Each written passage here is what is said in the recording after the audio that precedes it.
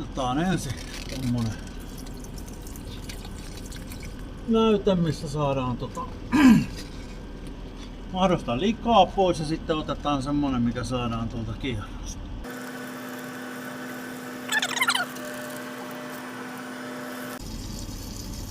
Niin, nyt pitäisi sitten olla semmonen näyte, mikä on oikein kunnon kierrosta.